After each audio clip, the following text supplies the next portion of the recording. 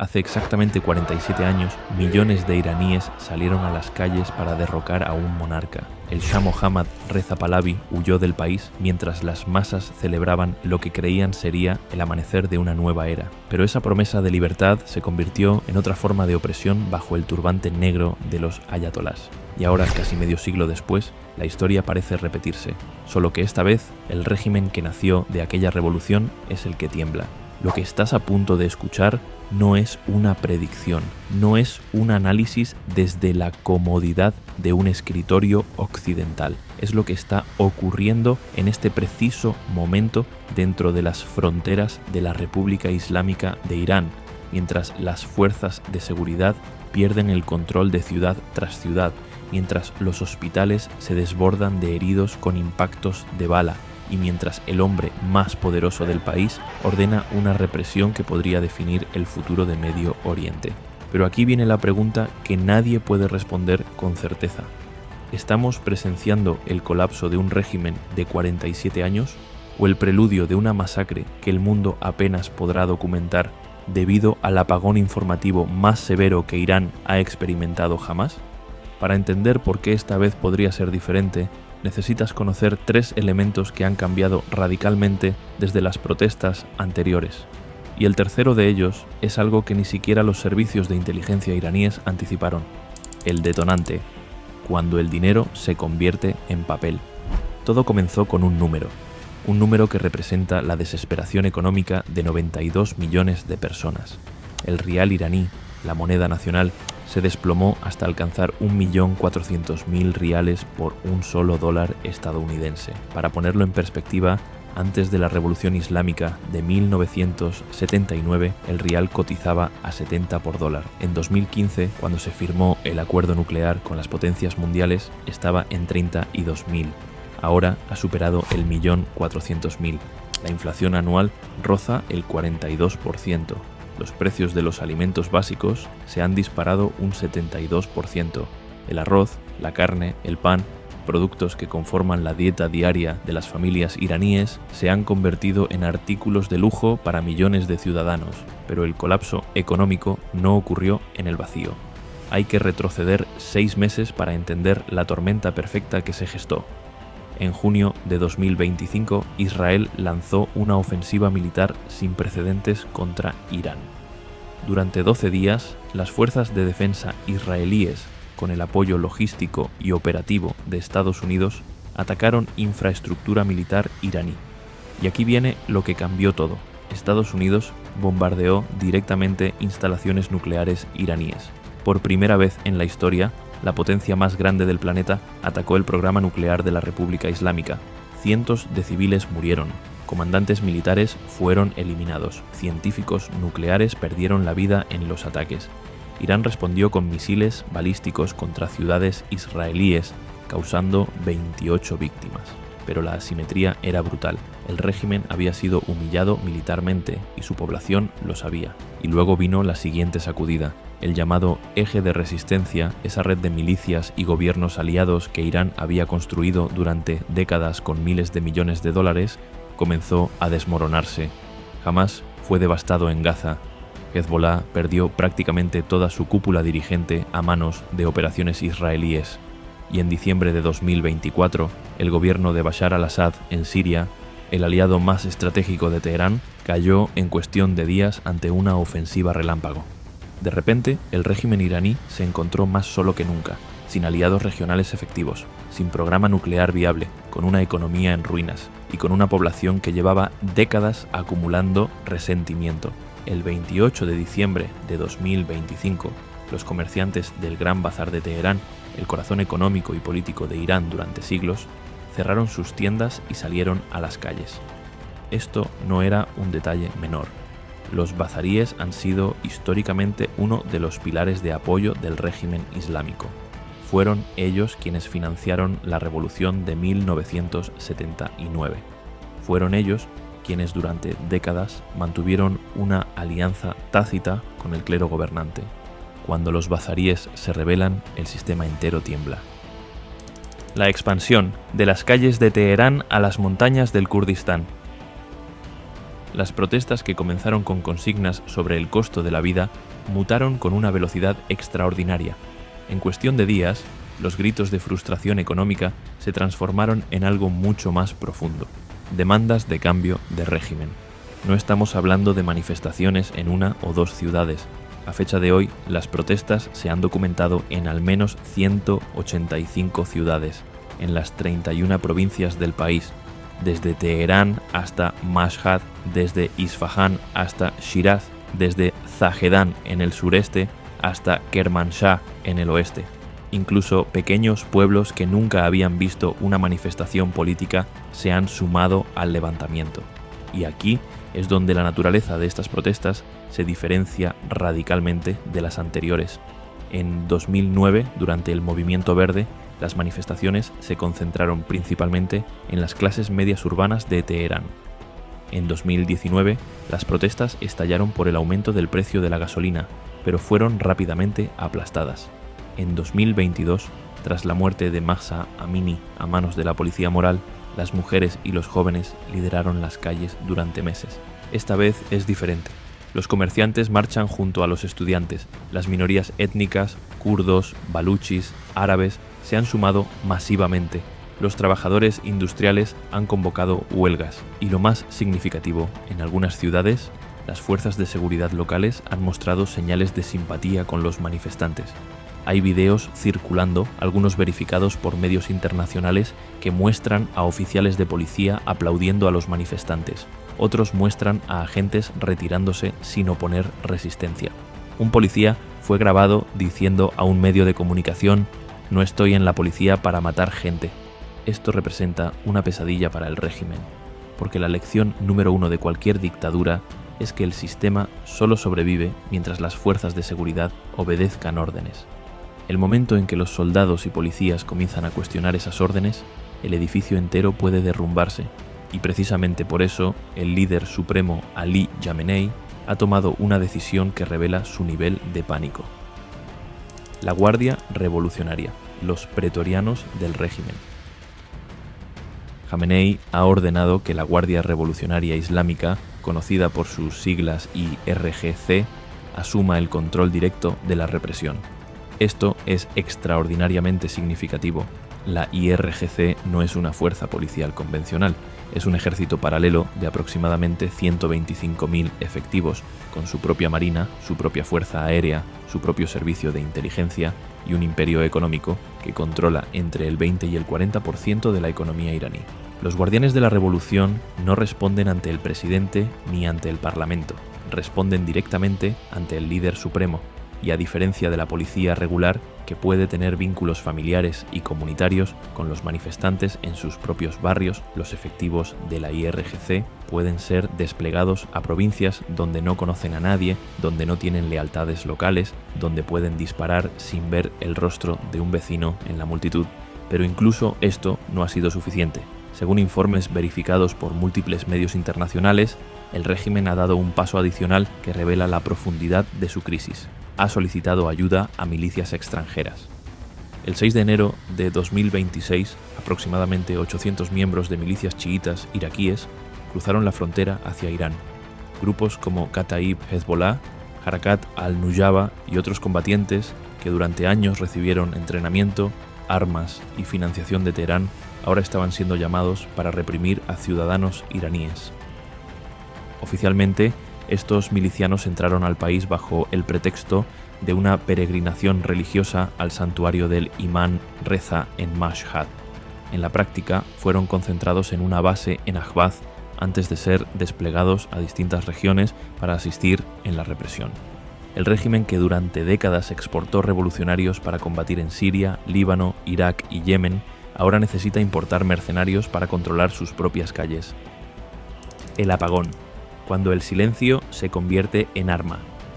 El 8 de enero, a las 8 de la noche hora local, Irán se desconectó del mundo. El gobierno implementó el apagón informativo más severo de su historia. No solo se cortó el acceso a Internet internacional, se cortaron las líneas telefónicas, se suspendieron los servicios de mensajería nacionales, incluso los cajeros automáticos dejaron de funcionar en muchas zonas.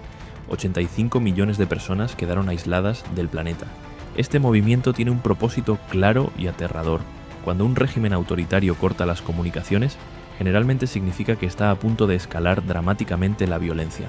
Sin testigos, sin videos virales, sin testimonios en tiempo real, la maquinaria represiva puede actuar con una brutalidad que sería políticamente costosa si el mundo pudiera verla. Pero aquí entra el factor que mencioné al principio, ese elemento que cambió las reglas del juego y que el régimen subestimó gravemente. Aproximadamente entre 40.000 y 50.000 terminales de Starlink han sido introducidas clandestinamente en Irán durante los últimos años. Estos dispositivos permiten conectarse directamente a satélites en órbita, eludiendo completamente la infraestructura de Internet terrestre que el gobierno controla. Gracias a Starlink, videos de las protestas han seguido llegando al exterior, imágenes de manifestantes marchando bajo el fuego, testimonios de testigos describiendo cuerpos en las calles, grabaciones de hospitales desbordados de heridos. Pero el régimen contraatacó. Según investigadores de ciberseguridad, comenzaron a detectarse señales de interferencia militar dirigidas contra los satélites de Starlink. En las primeras horas, aproximadamente el 30% del tráfico de datos fue bloqueado. Para las 10 de la noche, la interferencia había alcanzado el 80% en algunas zonas. Este tipo de tecnología de interferencia no existía en Irán hasta hace poco. Los expertos señalan que muy probablemente fue suministrada por Rusia o China. Es el mismo tipo de guerra electrónica que Rusia ha intentado utilizar contra Starlink en Ucrania. Aún así, algunos usuarios de Starlink han logrado transmitir información crucial, y lo que están documentando es devastador.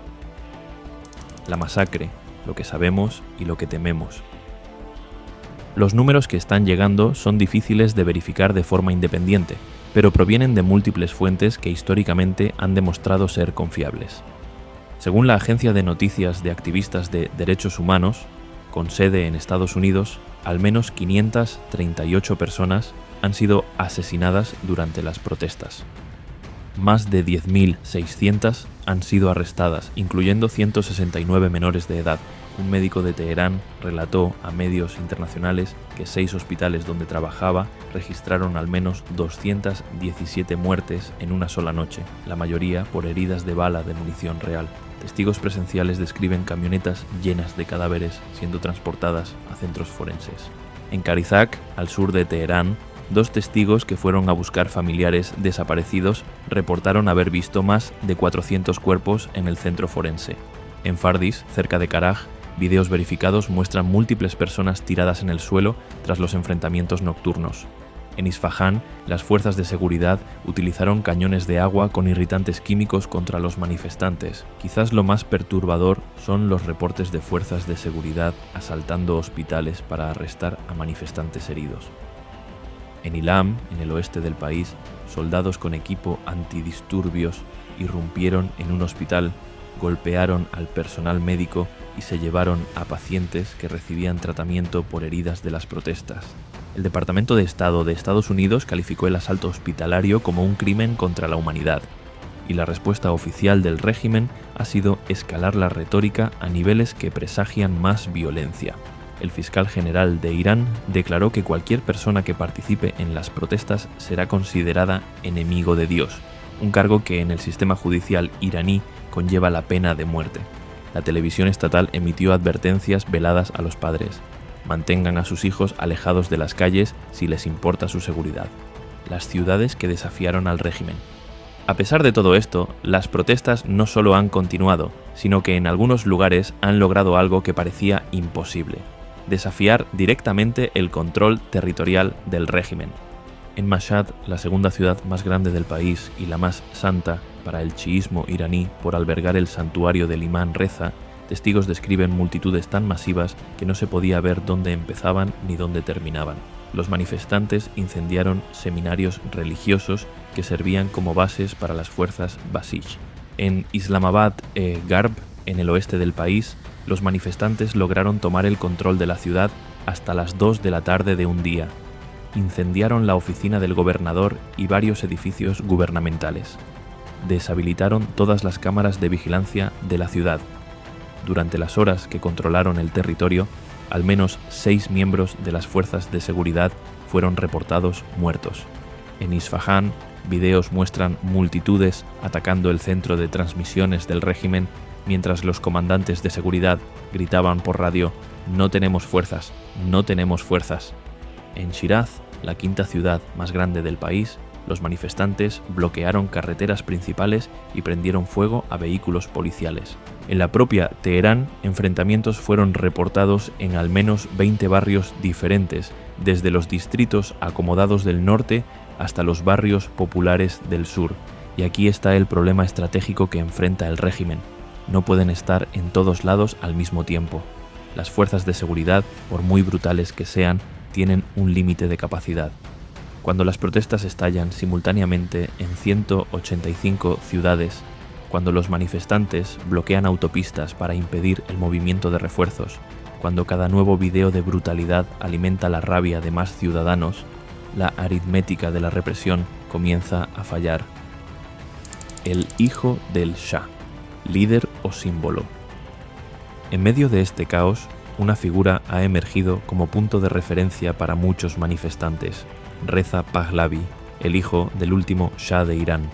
Pahlavi, que tiene 65 años y ha vivido en el exilio desde que era adolescente, ha sido durante décadas una figura polarizante.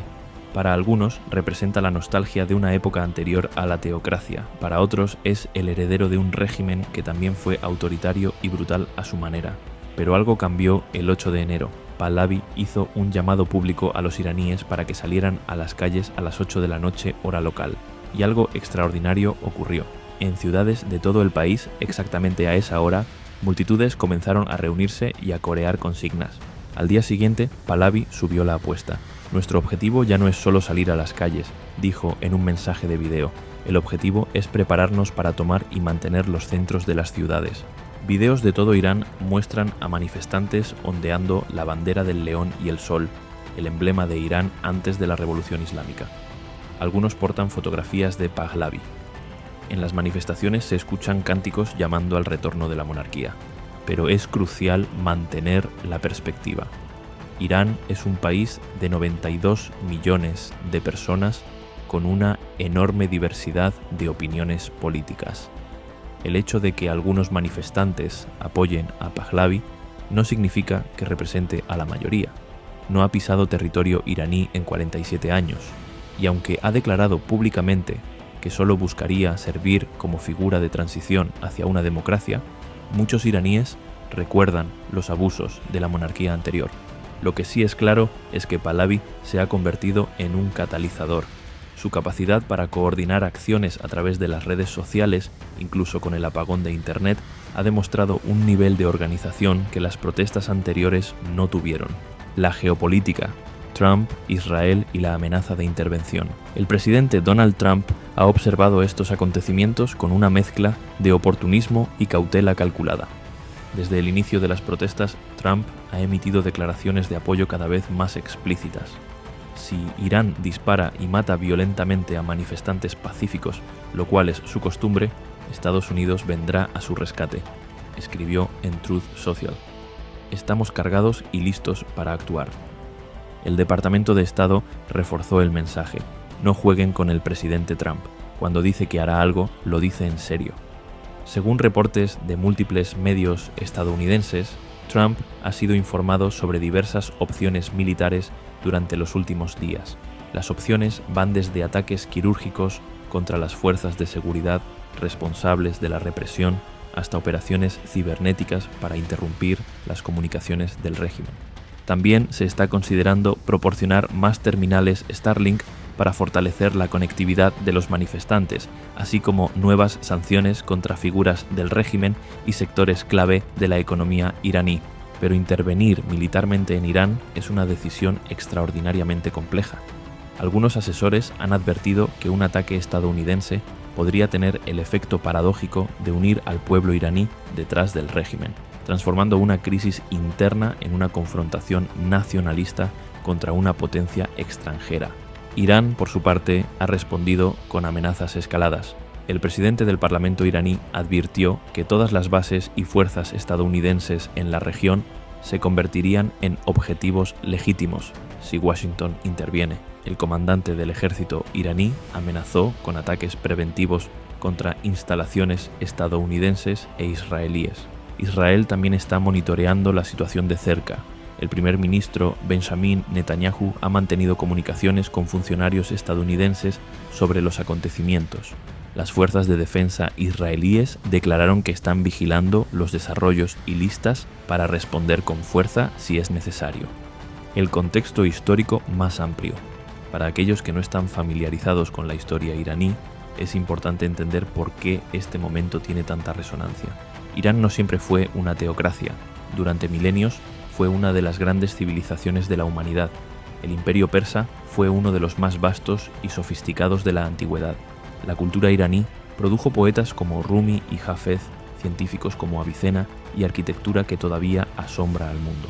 La revolución de 1979 prometió liberación de la monarquía corrupta del Shah, pero lo que emergió fue un sistema híbrido donde el clero chiita controla las palancas fundamentales del poder mientras mantiene una fachada de instituciones democráticas. El presidente es elegido, pero los candidatos deben ser aprobados por el Consejo de Guardianes. El Parlamento existe, pero el líder supremo puede anular cualquier decisión. Durante 47 años este sistema ha sobrevivido guerras, sanciones, protestas y crisis económicas. Ha desarrollado uno de los aparatos de seguridad más sofisticados del mundo.